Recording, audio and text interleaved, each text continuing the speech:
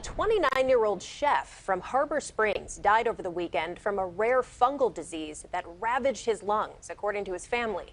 Ian Pritchard was being treated for blastomycosis, which the CDC says is caused by inhaling a fungus that lives in moist soil and decomposing wood and leaves. He got sick shortly before Thanksgiving, and after months of not responding to the treatment, he asked to be taken off life support.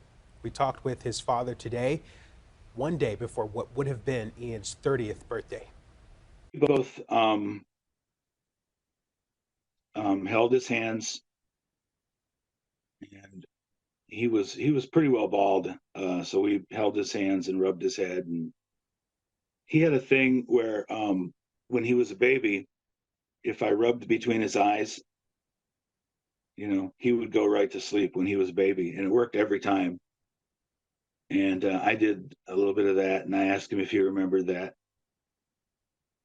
And he said yes. And, we told him that we loved him and that we were proud of him.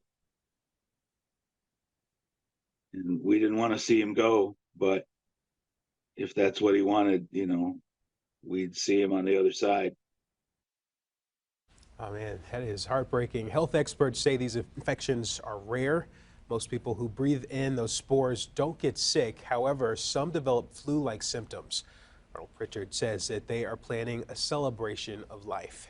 And joining us now is Leah Monday, an infectious disease expert and doctor at the Detroit Medical Center and assistant professor of medicine at Wayne State University. She's also a specialist at Carano's Cancer Institute, which treats cancer patients for infections. Thank you for being here with us. Thank you so much for having me.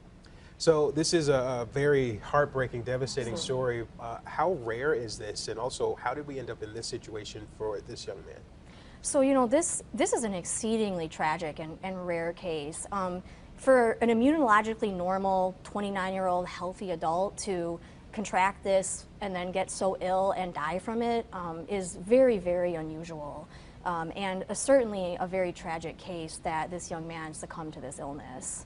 Now, we mentioned it can be in decomposing wood and leaves and the soil, so that is even more terrifying. If it sounds like just going outside, you can potentially contract it. But tell us about that process, just contracting it, and would there be any effect for most people? Right, so this is what we call one of the endemic mycoses, meaning it's sort of native to the Midwest, the South Central U.S., especially the Great Lakes region around freshwater lakes and rivers.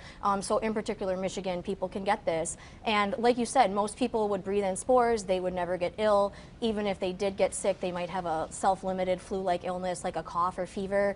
And it would be very, very rare for someone to have lung disease that was so invasive. And then in rare cases, it can also sort of what we call disseminate or go into the skin or the brain. And normally when that happens, the person has something wrong with their immune system, such as cancer or HIV, or perhaps they're on a medication that might suppress their immune system for something like Crohn's disease or rheumatoid arthritis, autoimmune medication. And those are the people who would be most at risk of having a really bad outcome like this. So in this case, I'm not quite sure why this healthy young man had such a severe situation happen. So knowing that underlying health conditions are a factor, this isn't necessarily something that the general public needs to be extremely concerned about?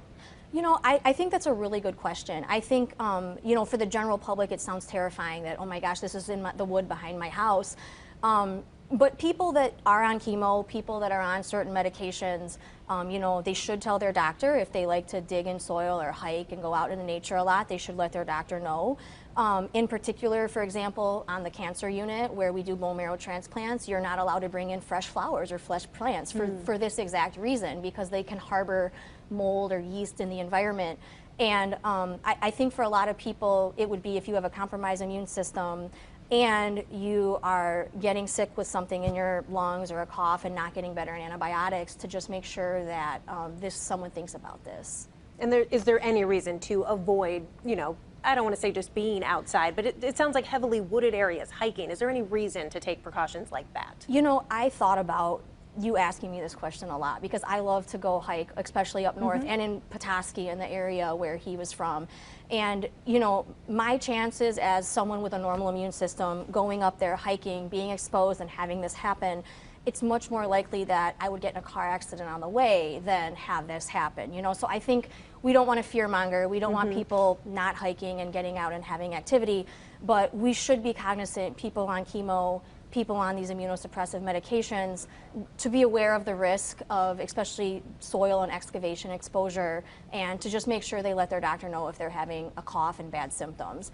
In the case for Ian, I really don't know how this could have sort of been avoided. Yeah, Dr. Monday, for the people that you just listed, are there some preventative measures that they can maybe put in place just in case, just to be careful? Yeah, so people who are undergoing bone marrow transplant or certain chemotherapy get regularly put on medicine to protect them from molds. And then other people, they choose to avoid things like gardening or hiking, or even people that are working construction jobs during times of suppression treatment for their medication, they will avoid going to work for those times and get a doctor's note to protect them from exposure. All right, well, thanks so much for being here with us. It is a little reassuring to know all of this, and that car accident metaphor, I think especially, is pretty helpful. Thank you. We don't want to fear monger, of course. Professor Leah Monday, thanks so much for joining us. Thank you so much.